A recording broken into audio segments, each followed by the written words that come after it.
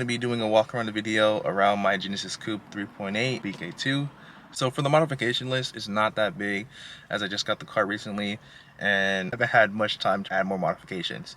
So we're going to go ahead and start in the interior, and we're going to talk about the shift knob, just because the shift knob for the Genesis Coupe is not the best in my opinion. I did talk about this in my last video, but I like the weight of the OEM shift knob. It just, I didn't really like the shape. So the shape did fit your hand, but it just didn't look that great. So I went ahead and saw that Racing had a sale and purchased a shift knob. So I'll go ahead and do like a little B-roll video showing what the shift knob looks like. But pretty much, yeah, the shift knob really just changed the driving experience with the car, just because now I have something that's not a weird shape and it kind of fits my hand a little bit better.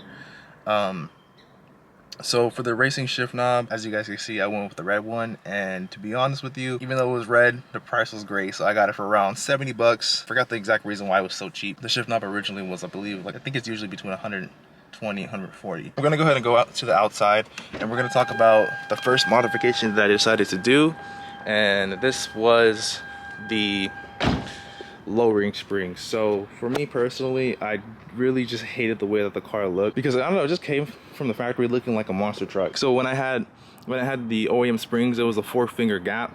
So now we're looking at more probably like a 2-finger. I can kind of barely get that second finger in there, and I mean, this really changed the driving dynamics with the car. So this with the aftermarket shift knob just made the car a lot better to drive, and it made everything feel pretty much, honestly, like a new car. The last thing that I have done for this car so far, and it's going to be something that should have been done, and we're talking about the exhaust. So for the exhaust, I did go ahead and go with the CNT catback exhaust.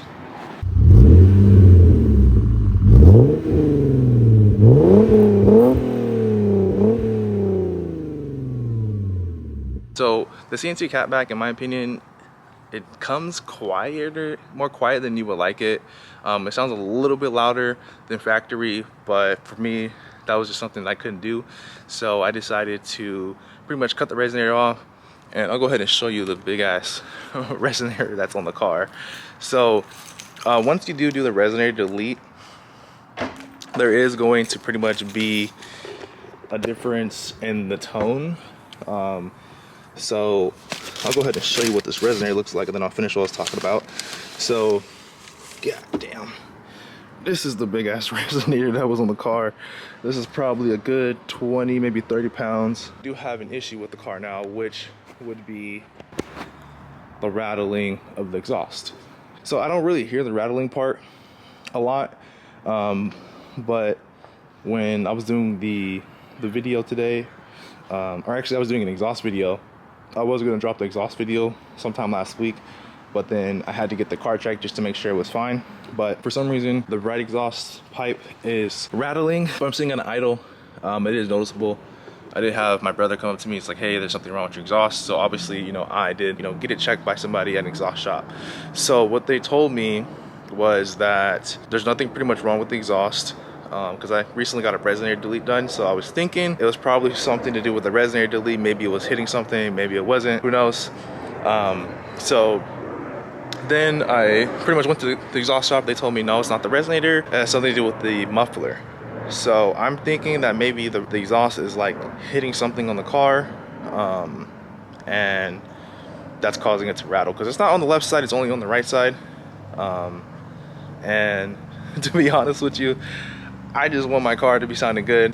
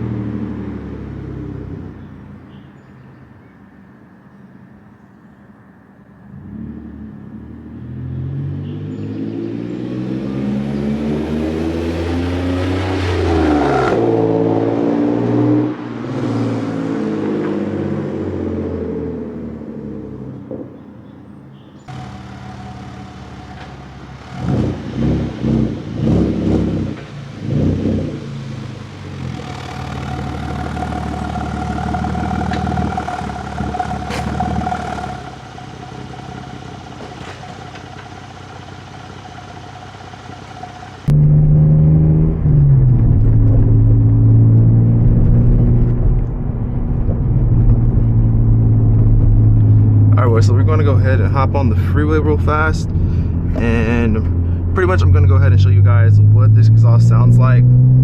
I know it's a little bit louder right now, but for a daily driver, this car is not bad at all with the drone. Now obviously when you're getting into higher RPMs, it is going to, you know, be a little bit loud, but for the most part when you're cruising and everything else like that, it's not bad at all. You only really hear it when you're going, I think, like 70 in 6th gear. So if you're a little bit over 70, then you should be fine.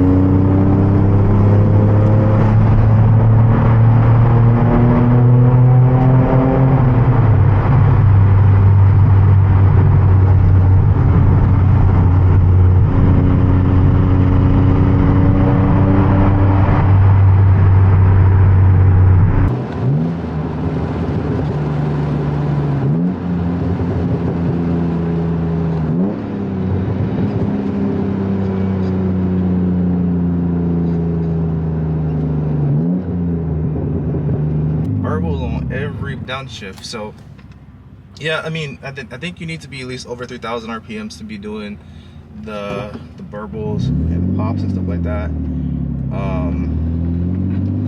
But as like I said, as a daily driver, this exhaust is really great, and I honestly don't have really any complaints besides that little rattling.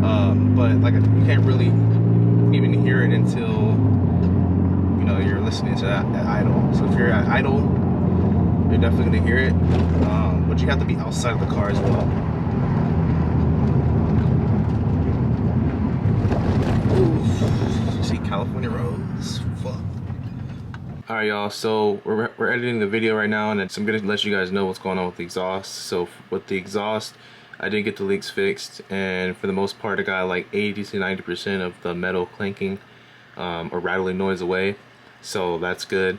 I'm going to reach out to the company to see maybe if I can get a replacement, since I got this exhaust within a few months. It's been like 2 or 3 months, I believe. So we're going to see about that.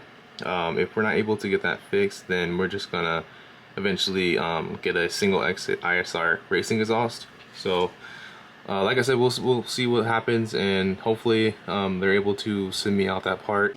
Alright boys, almost forgot one of the most important parts for this video, which is going to be the upcoming mods for this car. So pretty much we're going to be on version 1 of this car, and version 1 is mostly going to be OEM plus until we get to version 2, which is going to be more of my street build that I can, you know, do canyon rides and autocross and stuff like that. So the remaining mods that we have for V1 would be, we're going to get 25mm spacers all around.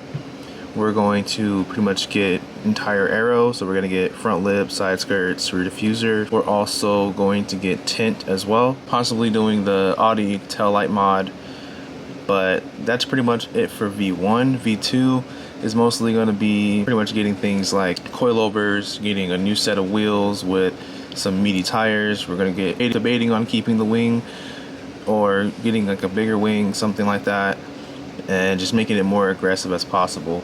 So that's pretty much what is coming. The next couple of videos is definitely going to be spacers. It's definitely going to be something with the aero, and then also it's going to be, I don't know if you guys are interested in tint, but I'll make a video just in case. So we're going to pretty much talk about what type of tint I'm going to be getting. As you guys know, I am in the fishbowl, so we're going to be changing that, I believe, sometime next week. So maybe a video coming up about that. See you guys in the next one. Peace.